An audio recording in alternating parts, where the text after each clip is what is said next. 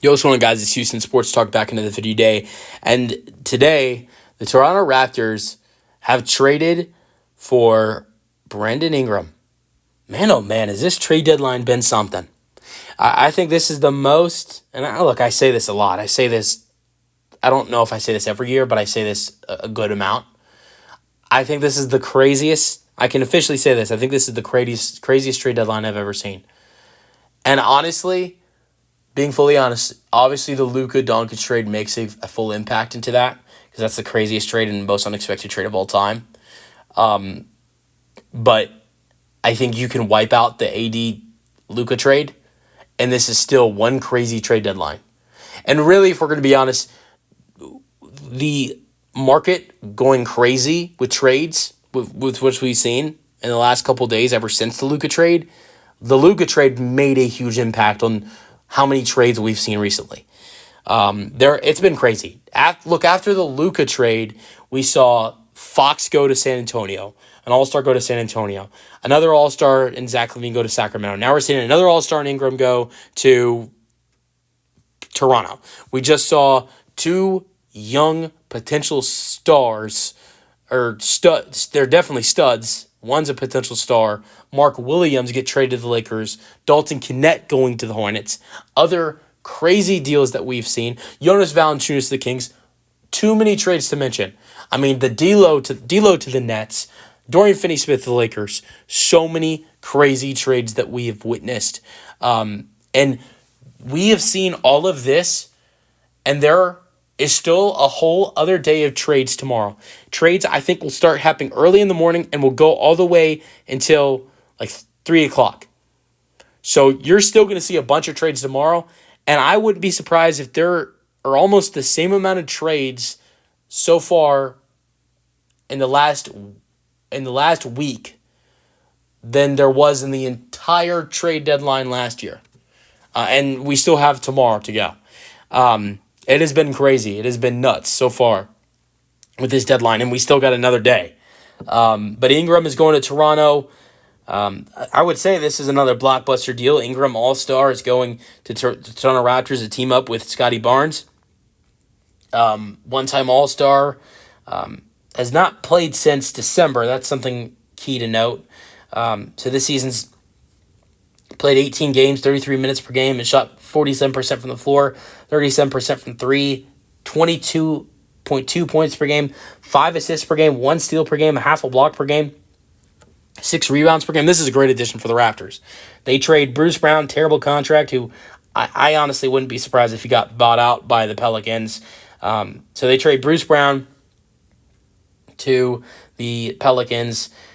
He started to play a lot more minutes and a lot more games as the trade deadline got closer to try to up his values. Played 17 games this year, 20 minutes per game, 44% from the floor, 34% from three, and 8.4 points per game, 4 rebounds per game, 2 assists per game, 1 steal per game. Great defensive player, was a big part of the Nuggets championship run, but I still wouldn't be surprised if he's bought out. Kelly Olynyk, man, I hate this. I've always complained about Kelly Olynyk playing on bad teams. I loved watching Kelly Olynyk play for some playoff teams, like when he played for the Celtics or when he played for the Heat.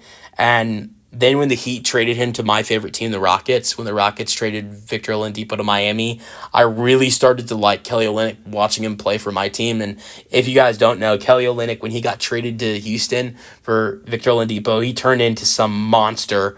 The Rockets team was garbage, but he got a lot of minutes and played 27 minutes per game that season with the Rockets. 31 minutes per game that season with the Rockets in 27 games, and averaged 19 at 8 and 4 assists per game and 1.4 steals per game and 0.6 blocks per game in the 2020-21 season. So I don't know why, but as a Rockets fan, who the first time in my life was watching the Rockets play terrible basketball, he was someone I really loved watching when we first started to suck. I'm glad we're not sucking anymore, though. And he shot 39% from three that season as well. And has always been a great three-point shooter. This season has shot 47% from three with Toronto. In his career, has shot 37%. But I'm going to be honest, as a Kelly Olynyk fan, being a Kelly Olynyk fan because of watching him with my team, the Rockets, I've hated seeing him play for such bad teams over the last couple of years. Last year, played played for Toronto and Utah this year. Toronto, 2022-23 season, he played for a average mid Utah Jazz team. The Jazz weren't good and they weren't terrible. They were I think 12th or 13th in the West. Then 2021-22 season, he played for the Pistons. Then he played for, I hate to say this, but the terrible Rockets. And before that, he was actually playing on a good team with the Heat. Before, my favorite team, the Rockets, ruined this man. He's played on bad teams ever since the Rockets traded for him. And I only wonder if this potentially could lead to Kelly Olynyk's retirement. He's still playing good basketball, if you ask me, because he's averaged 7 points per game, 4 rebounds per game, 2 assists per game, 1 steal per game, and putting up amazing numbers from 3 this season. So he's still playing good basketball. But if I'm him, I'm probably tired of playing on such bad teams. And here's another one: the Pelicans, who are 14th seed in the Western Conference. The Pelicans might be 15th seed tonight after the Jazz won and they lost. So here's another. I hope to God that Kelly Olynyk gets cut. I want to see him. I know earlier, a couple months ago, I talked about the Nuggets potentially being a destination. I really wanted him to go to Denver because they really need a backup center. I thought he was going to be a great fit. And also because you could really put him and Jokic on the floor together because Olynyk is a good shooter, and I would really love to see that. And obviously that trade didn't happen. But I'll tell you guys this. I'd love to see Kelly Olynyk get cut and go sign in Denver and play with Jokic. Now, as a Rockets fan who knows the Rockets are going to compete with the Nuggets this year, I know that would make playing the Nuggets in the playoffs even harder, but I want to see Kelly Olynyk play for a playoff team because I know he had some solid playoff performances with the Heat, or just some good basketball play with the Heat over the years. I mean, in the 2017-18 season, and when the Heat made it to the playoffs, he had a really good postseason, averaging 13 points per game. When they made it to the when they went on their finals run, he had a solid impact, averaging 8 and 5. 1 assist off the bench, shot good from 3 in that postseason as well, shooting 35%. So watching him the 2 postseasons with the Heat, and even watching him in the 16-17 postseason with the Celtics where he averaged 9 and 3, I'm a big Kelly Olynyk fan. But I want to get back to Brandon Ingram. Look, I love this addition. I also dislike it. Just because here's the thing, the only big problem for me is Ingram is a he's a free agent. He's an expiring contract. So, also keep in mind there's a 2nd-round pick and a 1st-round pick going to New Orleans in the trade. I forgot to mention that. But if Ingram, I don't know if Ingram were to do this. I don't think the Raptors let this happen doing this trade. I don't think they did. I don't think they would do this trade and let this happen. But if Ingram, comes to the Raptors, plays the rest of the season with them, even if he plays well and him and Scotty have good chemistry, they're not in the position to get back in the play-in. They're way too behind to catch up to the Sixers or the Bulls.